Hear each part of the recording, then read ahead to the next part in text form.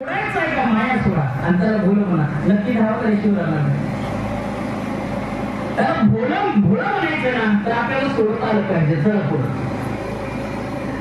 दोन जप आहे, एक ओम नमः शिवायचा जप, एक नमः शिवायचं शास्त्रानं सांगितलंय. पण घेताना काय घेतलं पाहिजे याचं कारण सांगतो, फार महत्वाचं आहे. शास्त्रीय कारण सांगतो आणि तुम्हाला वैज्ञानिक कारण सांगतो. तुम्हाला म्हणजे लक्षात येईल. आध्यात्मिक कारण असं काय एवढे शास्त्र वैज्ञानिक कारण असं की ओम हा शब्द घेताना हा शब्द आम्ही उच्चारायला सुरुवात केली आणि जर समजा सहज स्थितीला बसलो किंवा ध्यानाला बसलो तर ओम हा शब्द घेताना आम्हाला मूलबंधावर असणारे परिणाम होतात. ओम म्हणताना आमच्या मूलबंधावर चक्रावर त्याचे परिणाम होतात. म्हणून स्त्रीचा गर्भ मूलबंधाच्या साह्यावर असल्यामुळं ओम हा शब्द उच्चारल्यानंतर गर्भावर परिणाम होऊ शकतो. म्हणून विज्ञान सांगतं की हे ओम म्हणू शकतो. ठीक आहे. मग हा शब्द म्हणायचा आहे, शास्त्र आहे त्याला. चला पुढे बघा तुम्ही विज्ञान दैत्यगुरु शुक्राचार्य, बरोबर. दैत्यांचे गुरु कोण? शुक्राचार्य. 5 मिनिटं माझ्या लक्षात तुमच्या लक्षात येईल. पुढे सांगतो. दैत्यांचे गुरु शुक्राचार्य आणि देवगुरु बृहस्पती. त्या दैत्य शुक्राचार्याकडे अशी विद्या प्राप्त झाली, मेलेला माणूस जिवंत करायचं नाही का. मेलेला माणूस सुद्धा संजीवनी मंत्र त्यांच्याकडे आणि त्या मंत्राच्या साह्यानं मेलेला माणूस लगेच म्हणलं का लगेच हाडातून सुद्धा एक माणूस जन्माला यायचा आणि राक्षस ओढायला लागले. देवांना चिंता पडली. माझ्याकडे लक्ष करा. 5 मिनिटात तुमच्या लक्षात येईल. देवांना चिंता पडली. बाबा रे दैत्यगुरु हा शुक्राचार्य मेलेले राक्षस जिवंत करतोय. संजीवनी मंत्र त्यांच्याकडे आहे. तो मंत्र म्हणतोय आणि त्या मंत्राच्या साह्यानं राक्षस मरू देत नाही, जिवंत करतोय. यांना कुठेतरी थांबवलं पाहिजे. मग देवगुरु बृहस्पतीच्या मुलाचं नाव आहे कच. आणि कचाला बोलवलं आणि कचाला सांगितलं बाबा एक काम करा, हे काम तुझ्याशिवाय होत नाही. तू त्या दैत्यगुरुकडे तू गेलं पाहिजे, बृहस्पतीकडे, आणि त्यांच्याकडून ह्या राक्षसासाठी जे जिवंत केल्या जाते ती विद्या तू शिकली पाहिजे. आता आम्हाला त्याच्याशिवाय पर्याय नाही. देव हरले करा आणि देवांनी बृहस्पतीच्या मुलाला कचाला पाठवलं. कुणाकडे? दैत्यगुरु शुक्राचार्याकडे आले. सांगितलं आम्हाला गुरु दीक्षा द्या, आम्हाला तुमच्याकडून असणार की ज्ञान प्राप्त करायचे.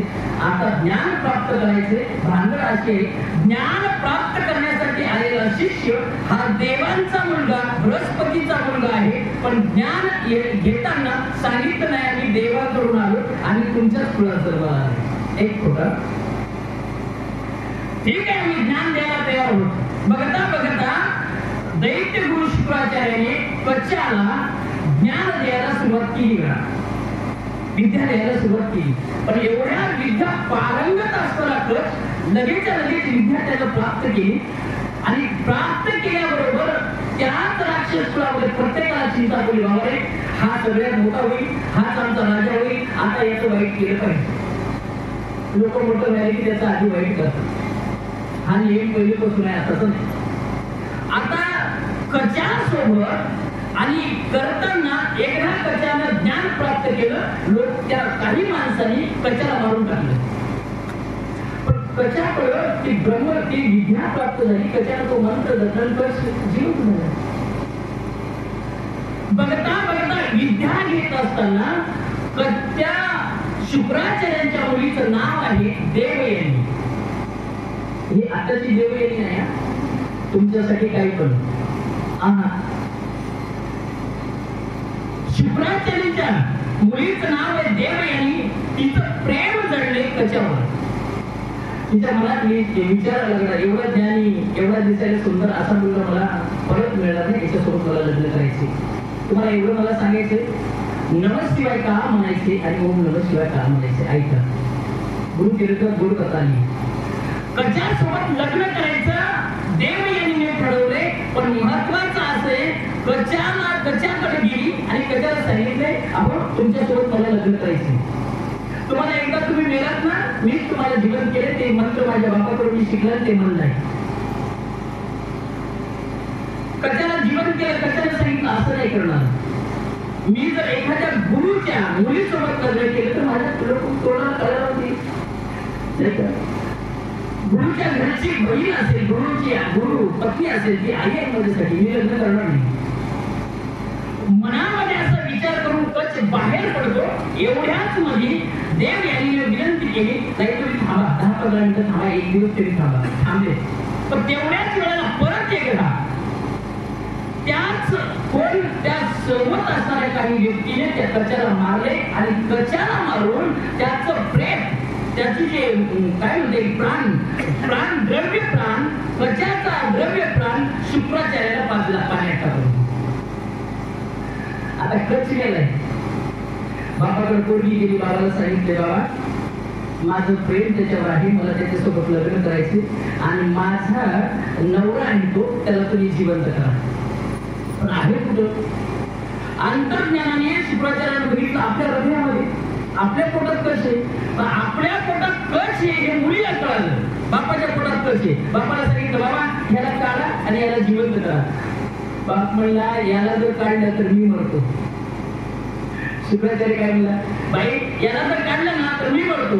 तर एवढं काढायचंय ना बाबा, एक काम करा, तुम्ही काढा याला, काढल्यावर तुम्ही मिळात ना तर तुम्ही एक काम करा, संजीवनी मंत्र मला द्या, मी तुम्हाला जीवन करते ना. तुम्हाला कळते ना. शुक्राचार्याने सांगितलं हा मंत्र मी महिलेला देऊ शकत नाही, स्त्रीला हा मंत्र देऊ शकत नाही. आता ही गुरुदीक्षा देताना बघा तुम्ही, कधी गुरुदीक्षा जर देत असेल तर गुरु अगोदर तुमच्या डोक्यावरून काहीतरी पांघरतील आणि कानात शब्द सांगतील. कारण काय? कारण तो शब्द एखाद्या वाईट माणसाच्या कानावर पडता कामा नये. कारण कदाचित एखाद्याच्या वाईट कानावर तो शब्द पडला तर त्याचा दुरुपयोग होतो. कधी कधी माणसं त्या मंत्राचा वाईट उपयोग सुद्धा करतात, आज नाही आणि कालही केले. म्हणून ते मंत्र सांगताना ते सांगितलं मुलीला की हा मंत्र मी तुला देऊ शकत नाही.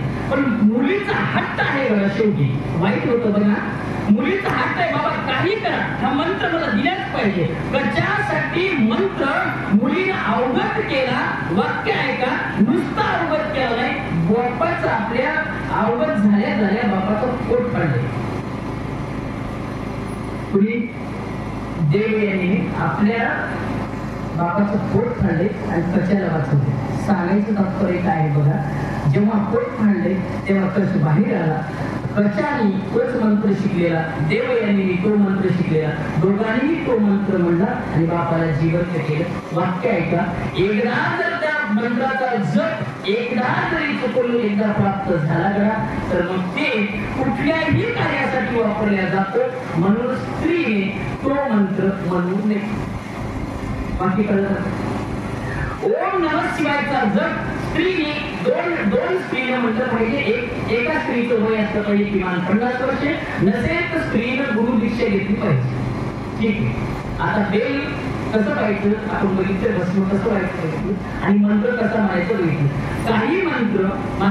काही मंत्र कुठेही म्हणता येतात. ओम नमः शिवाय कुठेही म्हणायचं नाही, नमः शिवाय कुठेही म्हणायचं नाही. कुठं म्हणावा? एक तर आपल्या घरात देवघरामध्ये हा मंत्र जप करावा, नसेल तर शिवालयामध्ये करावा, नसेल शिव मंदिरामध्ये करावा. वाक्य आहे का?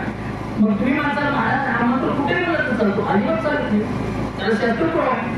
बघा तुम्ही रामकृष्ण हरी हा मंत्र कुठेही चालतो. हरी बोला देता, हरी बोला घेता, देताना बोला, घेताना बोला, शेतात बोला, काम करताना बोला, नाही कुठल्याही अवस्थेमध्ये रामकृष्ण हरी कृष्ण हरी हा मंत्र म्हणता येतो. पण नमः शिवाय हा मंत्र शिवालयामध्ये तरी म्हणावा, नाही तर घरामध्ये आपल्या देवपाठापाशी देवाजवळ. म्हणून मंत्र जप सुद्धा शिवालयामध्ये केला पाहिजे. एकाच स्थानी एका आसनी बसून आपण मंत्र जप केला पाहिजे. फार महत्वाचे भोले बाबांची सेवा आहे आणि ते सेवा